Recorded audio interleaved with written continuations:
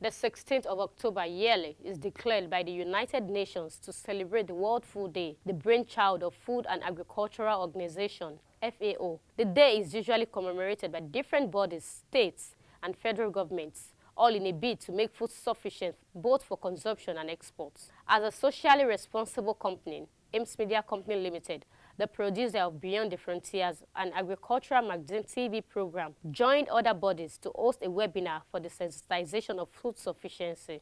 It's a great pleasure to welcome you all. I'm sure a lot more people can still join. We're expecting people from the diaspora and the entire federation. So what does a media organization have to do with World Food Day, you'll ask? Well, we are a socially responsible organization. As a media outfit, we have to also lend a voice to whatever is trending in the society and the global space. You'll agree with me, lately, a lot of people have been complaining about the scarcity of food for one reason or the other. Leading the pack of resource persons at the webinar held on Friday, the 15th October 2021, Alhaji Alwan Ali Hassan, the Managing Director, Chief Executive Officer of Bank of Agriculture, having identified some of the seeming challenges, he provided some panacea on how to make food sufficient in the country with copious interventions from the Bank of Agriculture. The Bank of Agriculture developed two products, one for the youth and one for the women, for micro loans that from 1,000 to 500,000, you don't require a security, you need only a guarantee. And that one, we take into consideration the repayment period. In the repayment period, you have a moratorium because when you are doing the farming, you are not expected to pay some money. But after that, you start paying. They do livestock, poultry, and animal husbandry. These are areas that we believe the dairy products can be produced in Nigeria. We don't have to be importing milk. So we have got all these facilities available for our farmers. It's just for them to approach us, and we'll give them the support. We also do training for the farmers. We also do visiting of their farms. We monitor their farms and give them advice on the best way to do their farming. Now, the government, like I said, are developing the infrastructure. We need adequate funding, and that is why the federal government have introduced the ANCO borrowing, the commercial agri lending. So many of these intervention schemes anchored by the Central Bank of Nigeria, and all development and commercial banks have been invited to participate in the schemes. Like I mentioned earlier, we are the first financial institution to participate in the ANCO borrowing program. Now, we need more funding in agriculture, and recently the National Assembly have passed the Agri Development Fund. It's an agency that might come up soon to make sure that research and other areas of food production, improvement in seeds and other things are financed. There is need to create synergy between the agencies responsible for agri-finance. There is need to have collaboration with all the necessary companies that are producing seeds, fertilizers, and also the foreign companies that are also supporting us in terms of finance, like the African Development Bank, Afro-Exim, and other companies. The robust conversation continued with Mrs. Edobong Akpabio, the MD of Visonage Agrotech Farms Limited and Group Head, Agralide of Lagos Chamber of Commerce and Industry, posited on the several brick walls that hamper food production and storage, making copious examples on how we can tap from other countries with a case study of the Uganda experience. She further counseled all to avoid wastages. For us to be able to export food from Nigeria, we need to get the policy right. Have cold storage logistics facilities. We need to have storage at the level that the farmers can access. And then we need to have the ones that are mobile so that they can move these food products to the airport, the seaports, and all of that. We need to have railways.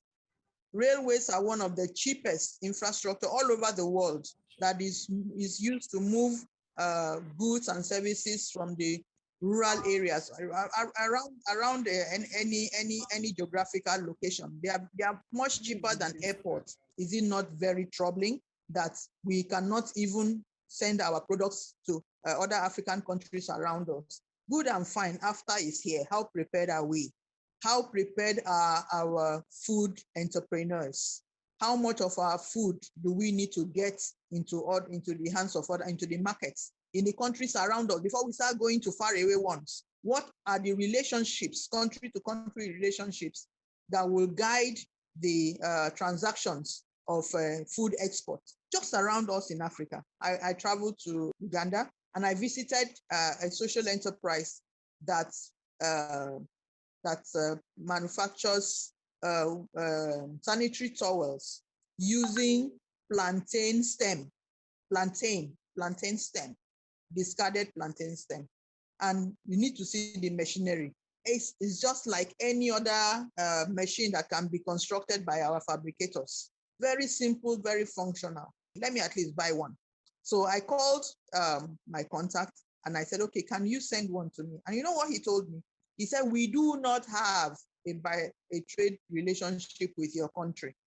The icing on the cake was the presentation of Mr. Kola Aderibigbe, the MD of KSP Farms, focused on the various ways to avoid post-harvest wastage by the provision of adequate infrastructure like good transportation system, cold chain and storage for the exported food items to stand integrity tests in foreign countries. Approximately 1.3 billion tons of food get wasted globally each year. You can imagine the amount of wastage we have globally. An estimation of 40 to 50% of Nigerian grown perishable goods, including yams, onions, potatoes, tomatoes, pepper, okra, ginger, including blue economy goods, are lost annually due to poor logistic infrastructure and high transportation costs. Post-harvest losses can be defined as the degradation in both quantity and quality of food production from harvest to consumption. Quality losses include acceptability and the edibility of a given product, while quantity losses refer to those that affect the nutrient, caloric composition, those that result in the loss of the amount of a product. It was indeed a conversation, as the comment segment provided a platform for participants to seek clarifications from the resource persons, while more suggestions were preferred to alleviate food scarcity and by extension produce enough for exports to earn us foreign exchange. My question, sir, is from your own portfolio or your jurisdiction representing the federal government, do you have any project or program you want to pass to the National Assembly, if they could look at it as a bill towards motivating all the 36 state governments to work more on their local jurisdictions or local government under them to go more into agriculture, so that the whole country will not be relying on one side of the country? I think what we should do as a country is to say, look, Kano State, for example, you can do wheat, rice, and maize. Plateau, you can do potato and blah and blah and blah. So with that, it's now left for the state governments to harness their resources and harness their advantage and make sure those things have come into value for money. And this is my only advice, and the federal government have done that. They have earmarked each state what they can produce with comparative advantage against other locations. Some states are blessed, whereby they can produce more than 5, 6 different crops. Places like Kogi, because of their location, and places like Nasarawa. But this is the issue. Wheat, you can't grow wheat in the south south, for example. But if you go and say you want to do aquaculture kind of things, that's the area to go. So for me, there are plans. The government has all these projects in place. And like I said, recently the National Assembly have passed the bill for the National Agricultural Development Fund. That fund is purposely going to work on all this research and also the issue of finding out how you can monitor, how you can evaluate, and how you can do extension services.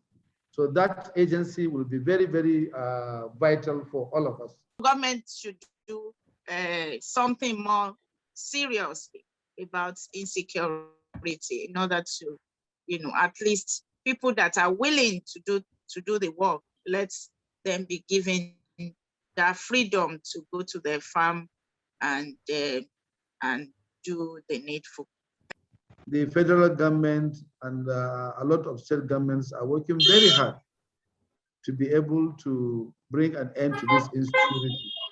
If you go back in the last 1 month or maximum 2 months to date, a lot has happened. There has been some improvement in some areas in terms of insecurity. There's improvement. Security has improved in those areas.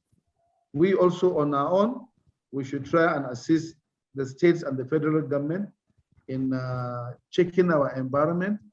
And if there's anybody who has information, should be able to share it with the relevant authorities in that area. From the platform of Beyond the Frontiers and the stable of Ames Media Company Limited, we appreciate all team members as the vote of thanks was delivered by Mr. Jafar Muhammad for mission well accomplished.